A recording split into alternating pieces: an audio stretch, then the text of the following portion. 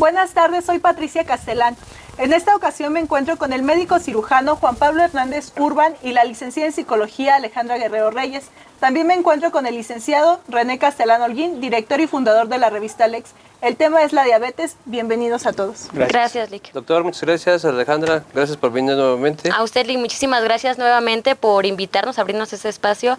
Y pues el día de hoy vamos a hablar un tema muy importante que pues sí da impacto a nivel mundial, ya que México se encuentra en el 6º lugar por esta enfermedad que es la diabetes. Entonces, el médico de la clínica especialidad de San Miguel, el doctor Juan Pablo Hernández Urban, va a hablar de este tema. Muchas gracias. Doctor, pues adelante. ¿Qué es la diabetes, doctor?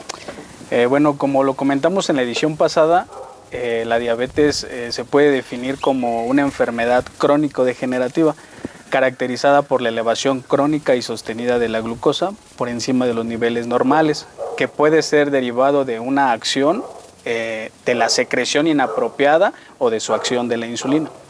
¿Hay estadísticas en México? Sí, bueno, primero, como lo comentó la licenciada, a nivel mundial, 1 de cada 11 personas adultas padece de diabetes. Según lo reportado por la OMS en el 2000, nos decía que había alrededor de 171 millones de personas en el mundo con diabetes. Y que para el 2030 se tenía un estimado de más de 342 millones de personas con diabetes, pero en la actualidad, pues bueno, esas cifras se están sobrepasando. En contraste con lo que nos dice la Federación Internacional de Diabetes, nos dice que tiene un estimado para el año 2040 de más de 390 millones de personas con diabetes. Incluso en el último reporte que hizo la OMS en el 2012 ya nos da un reporte de 324 millones de personas con diabetes. En México, como lo comentó la licenciada, ocupamos el 6º lugar a nivel mundial con diabetes, siendo el 90% de todas esas personas que padecen de diabetes, el 90% son diabetes tipo 2. Doc, ¿y a qué se debe el incremento? ¿Por qué hay tanta diabetes? ¿Qué está pasando? Bueno, primero que nada es debido al envejecimiento de la población. Cada vez somos un país más de personas adultas, de personas de edad avanzada, sobre todo el estilo de vida, los cambios de estilo de vida, la alimentación, el sedentarismo, la falta de ejercicio, no una dieta adecuada, el estrés, todos esos factores nos llevan a que podamos desarrollar diabetes. Entonces, ¿cree que vamos a seguir aumentando? Sí, como le comentaba, lo reportado por la OMS, lo estimado para el 2040, pero en México existe una encuesta, la Encuesta Nacional de Salud y Nutrición. La primera encuesta que se realizó en el 2012 nos reportó que había más de 4 millones de personas en México padeciendo de diabetes. Y la última encuesta realizada en el 2016 nos dice que hay un estimado del 12% más de personas hasta ahorita, hasta la actualidad, de personas con diabetes. Y Doc, ¿existe alguna clasificación para la diabetes? O sea, ¿cómo podemos clasificar la diabetes? Ok, anteriormente se consideraba la diabetes como insulino dependiente y no insulino dependiente. ¿Eso era por qué? Porque hay dos tipos de diabetes en sí, la diabetes tipo 1 y la diabetes tipo 2, pero actualmente la nueva clasificación engloba 4 tipos. Lo que es diabetes tipo 1, y de esas se derivan lo que es la autoinmune y la idiopática. La diabetes tipo 2, la diabetes gestacional y los otros tipos de diabetes. ¿Y cómo podríamos saber que un familiar de nosotros, vecino, amigo, tiene diabetes? ¿Cómo podemos saberlo?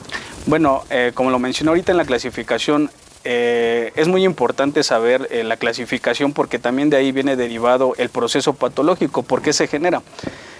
Si tomamos un poquito de lo que es la fisiopatología, la etiología, en la diabetes tipo 1 hay una destrucción completa de las células beta pancreáticas, que son las encargadas de producir la insulina.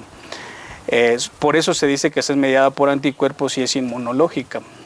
Pero también se han hecho diferentes estudios en donde no se encuentran anticuerpos, por eso una parte es inmunológica, mediada por anticuerpos, y la otra parte es idiopática, no se sabe por qué da. Entonces, desde ahí podemos pensar en un paciente que pueda padecer de diabetes. Desde ahí para poder hacer nuestro diagnóstico que englobe en cada uno de los parámetros que de ellos emanan. Por ejemplo, en la diabetes tipo 2, ahí van lo que me comentaba hace un rato, los factores de riesgo, los factores de vida, el sedentarismo y sobre todo la carga genética. Puede llevar a condicionar a un paciente a padecer de diabetes tipo 2. En el caso de la diabetes tipo 1, normalmente los síntomas empiezan a corta edad, cuando son jóvenes. ¿Por qué? Porque las células se destruyen a corta edad, ¿no? Y en pacientes diabéticos tipo 2 no, es al contrario, entre más edad tienen mayores factores de riesgo y lo desarrollan más rápido. Y la diabetes gestacional, pues como su nombre lo dice, da durante la gestación, en donde no son los mismos parámetros que nosotros manejamos para hacer el diagnóstico en sí para el público en general que las embarazadas. Y los otros tipos de diabetes normalmente van relacionados con otro tipo de patologías. A su pregunta de cómo podemos saber, pues bueno, existen fundamentalmente 4 parámetros para saber si es que nuestro paciente tiene diabetes. Uno de ellos es lo que nosotros en medicina conocemos como la mnemotecnia de las 4 P's, en donde la primera P nos dice que es poliuria, es que el paciente va muchas veces al baño. Polidipsia, al paciente le da mucha sed, por más litros de agua que se tome no se le quita la sed. La polifagia, les da muchísima hambre, están comiendo a cada ratito. Y por último, la pérdida de peso. Esas cuatro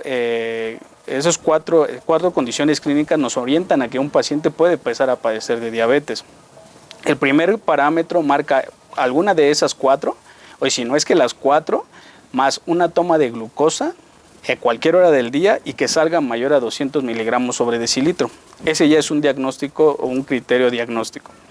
Otro criterio diagnóstico es la glucosa en ayunas, que salga a más de 126 miligramos sobre decilitro, y entendamos que esa glucosa en ayuno entendemos por un periodo de 8 horas. Otra que es la hemoglobina glucosilada. Este es uno de los más importantes, ya que para saber qué es la hemoglobina glucosilada es la parte del azúcar que se pega a los glóbulos rojos. Entonces, los glóbulos rojos tenemos un periodo de vida de 120 días. Cuando nosotros hacemos esa prueba, estamos marcando el azúcar de los últimos 3 meses para saber cómo estuvo el paciente. Y esa incluso se marca por porcentajes. Hablando de un porcentaje mayor a 6.5, el paciente ya es diabético. Okay. Y por último existe la curva de tolerancia a la glucosa, que a nivel internacional la marca con 75 miligramos de azúcar. ¿Cómo es esto? El paciente lo mandamos, llega al laboratorio, se le da a tomar agua con azúcar de 75 miligramos, se le da un piquetito, se le toma la glucosa a la hora, después a las 2 horas. Si después de las 2 horas marca un parámetro arriba de 200, es completamente diagnóstico. ¿Existe algún tratamiento? Sí, como le mencionaba, aquí depende mucho del tipo de diabetes que tengamos. En el caso de la diabetes tipo 1, pues bueno, prácticamente como lo mencionaba, va a base de insulina. Pero últimamente se ha visto que en alguna etapa de la vida esos tipos de pacientes dejan de requerir la insulina. Entonces son tratamientos que se pueden compartir. Le podemos dar insulina y con el paso del tiempo, si lleva una buena dieta, es muy rígido con su dieta y con su comportamiento en cuestión de comida, la puede dejar. En cuestión de la diabetes tipo 2, ahí sí tenemos una gran gama, porque en algún momento todo paciente con diabetes tipo 2 puede llegar a requerir insulina, así como no la puede llegar a requerir. De ahí existen diferentes tratamientos, como son las biguanidas, las sulfonilureas, que podemos hacer combinación con alguna de ellas. Okay. ¿Y cuál sería el tratamiento? ¿Habrá algún tratamiento farmacológico que estén tomando continuamente las personas? Lo que le comentaba, porque lo que decía del tratamiento depende del tipo de diabetes, pero hay un tratamiento fundamental que es el no farmacológico, que de entre ellos es el más importante. Como le comentaba, si un paciente se controla bien, vas a dejar de usar la insulina en algún momento. Entonces, según lo reportado por los nutriólogos y la Asociación Americana de Diabetes, reportado en febrero del 2020, nos dice que los requerimientos diarios de una persona con diabetes debe de ser de 800 a 1500 calorías. Pero eso también va a depender de su índice de masa corporal. Por eso es importante ir al nutriólogo para que nos ayude en ese aspecto. ¿Y cuál sería el avance farmacológico de la insulina, o cuál es el avance? Bueno, mira, actualmente están surgiendo fármacos. De entre ellos son, por ejemplo, los inhibidores de la DDP4, que tienen menos efectos adversos. Pero en diferentes países del mundo se utiliza algo que yo creo que aquí en México no lo conocemos, o si lo conocemos ni siquiera lo tenemos en el mercado, pero se utiliza lo que es la insulina inhalada. La insulina inhalada, pues según los reportes en los países europeos, nos dicen que tiene mucho mayor beneficio que no una terapia con insulina constantemente de estarnos picando. Pero también así tiene sus contraindicaciones y el alto costo. No se puede utilizar en pacientes que tengan problemas pulmonares o que tengan problemas de restricción a nivel de la faringe. ¿Y hay algunas ventajas o desventajas? Pues alguna de las ventajas que tenemos es que la acción de la insulina, por ejemplo, en este caso inhalada, pues es más rápida, ¿no? Y el paciente no se tiene que estar constantemente inyectando, porque muchas de las veces ese es el fracaso a una terapia, el apego a una terapia, porque el paciente pues le duele. Y luego si no tienen una buena técnica, porque hay veces que van al médico, solo les dice póngase tantas unidades, pero ni siquiera se le explica al paciente cómo es que se debe de poner. Entonces una de las ventajas es que solo aplicaríamos un disparo y con eso nos controlaríamos mucho mejor. De las desventajas, pues desafortunadamente es el alto costo. No tenemos ni un aproximado de cuánto cueste, porque no la tenemos en nuestro mercado. ¿Y se puede hacer un trasplante de páncreas, doctor? Bueno, mire, según los avances que reportó la Asociación Americana de Diabetes, como lo comentaba ahorita en el 2020, nos dice que, pues bueno, que están habiendo avances para hacer el trasplante de células pancreáticas. Tomamos en cuenta que en el páncreas, la mayor porción del páncreas que produce insulina es la cola, donde tenemos unos islotes llamados islotes de Langerhans. Ahí se encuentran unas células llamadas beta. Esas células son las encargadas de producir la insulina por diferentes estímulos. Ahí se produce, ahí se almacena y ahí mismo se libera.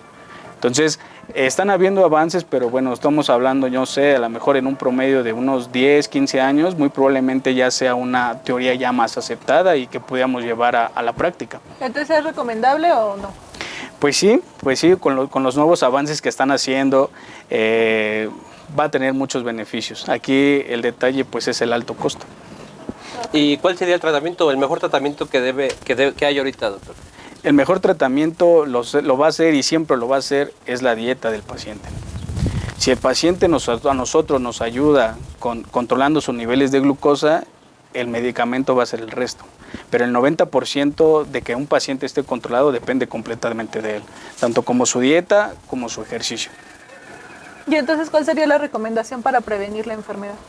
Bueno, como recomendación, lo primero que teníamos que hacer es educar al paciente, educarnos nosotros mismos en cuestión de nuestros hábitos alimenticios, no comer a destiempo, comer ciertas porciones en el día, no sobrepasar ese índice de calorías, hacer ejercicio, no tener una vida sedentaria, bajarle el consumo del alcohol, el tabaco, que son factores que nos llevan al sobrepeso y la obesidad, y eso nos puede conllevar a padecer diabetes.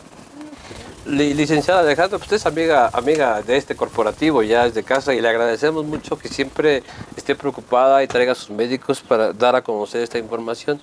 Así es. Pero le voy a preguntar como siempre, ¿qué nos va a regalar? Pues mire, en gratitud a los pacientes, los lectores de la revista Lex que fueron a consulta de la entrevista pasada, vamos a tener 2 promociones. Esta vez va a ser la toma de glucosa gratuita, igual 2 semanas, tiene que ser en ayuna, de 8 de la mañana, Doc, me parece, de 8 a 11 de la mañana. Entonces, para que igual vayan a la clínica, digan que son los lectores de la revista Lex y se les va a dar la prueba de glucosa gratis. Y en la consulta de nutrición, un 50% gratis también. La consulta de nutrición. Así y 50% y gratis la prueba de glucosa. Perfecto, te agradecemos mucho. Bueno, tendría una duda, ¿hay alguna edad para tomarse la prueba de glucosa? Pues sí, como tal una edad no. Pero tenemos que tener en cuenta que lo que les decía, la diabetes tipo 1 da más en niños.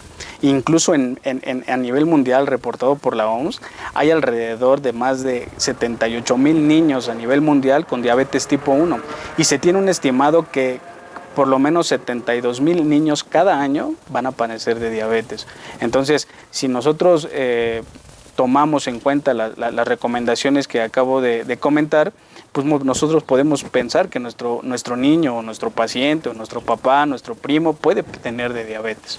Entonces, Doctor, perdón, adelante. no, entonces con eso nosotros nos orienta hacia, si incluso hasta la misma duda, ¿no? De, ¿sabes qué? Yo tengo esto, yo tengo el otro, me voy a ir a tomar la... O sea, puede ir la familia completa, sí, mamá, sin papá, ningún problema. hermano. Okay. Pues te quiero agradecer mucho, Alejandra, nuevamente, y gracias por tu parte. Y no sé qué nos veas para la próxima quincena, la próxima edición. ¿Qué nos vas a presentar, doctor? No sé, les gustaría que habláramos de... Es que hay muchos temas, Melik. Podríamos hablar de cáncer de mama, cáncer de cervix, que incluso son uno de los mayores padecimientos que en la actualidad están teniendo mayor auge. Doctor, vamos a volver a repetir para terminar, pues ya estamos en la recta final. Los síntomas, ¿qué síntomas deben de tener para poder irse a hacer el estudio, ya que la licenciada nos está haciendo el favor pues de regalarnos esas pruebas? Perfecto, mire, como le comentaba, en medicina utilizamos las 4 P's. La primera P, que es de poliuria, en donde el paciente va muchas veces al baño. ¿A cualquier hora? A cualquier hora el paciente está yendo constantemente orinando. al baño. Así es. Okay. La polidipsia, que precisamente es lo que conlleva la poliuria. Al paciente le da muchísima sed, entonces todo el día está tomando agua. Okay. O sea, tome y tome líquidos. La tercera P es la pérdida de peso, ¿sí? Que inexplicablemente el paciente empieza a perder peso. Y por último, la última P es la polifagia, que al paciente le da muchísima hambre. Okay. A pesar de que come demasiado, baja de peso. Okay. Ya cuando tengamos esos síntomas deberíamos hacernos esa prueba. Sí, ya son datos de alarma que hay que acudir. Pues licenciada, nuevamente le agradezco mucho, y a la Clínica Especialidades San Miguel, ¿verdad? ¿Quiere dejar algún número? ¿Cómo la pueden contactar? ¿Cómo pueden llegar a su clínica? Bueno, los números son los que van a aparecer a continuación en pantalla, y pues la dirección, Avenida Hidalgo, barrio de San Miguel, Zumpango, Estado de México. Pues ya escucharon, glucosa gratis. Así es. Agradezco mucho, doctor. Muchas gracias. Muchas gracias por la invitación. También igual la esperamos en la próxima, licenciada. Muchas gracias, Pues Lic. gracias. Gracias, Lic, a ustedes. Hasta la próxima. Gracias.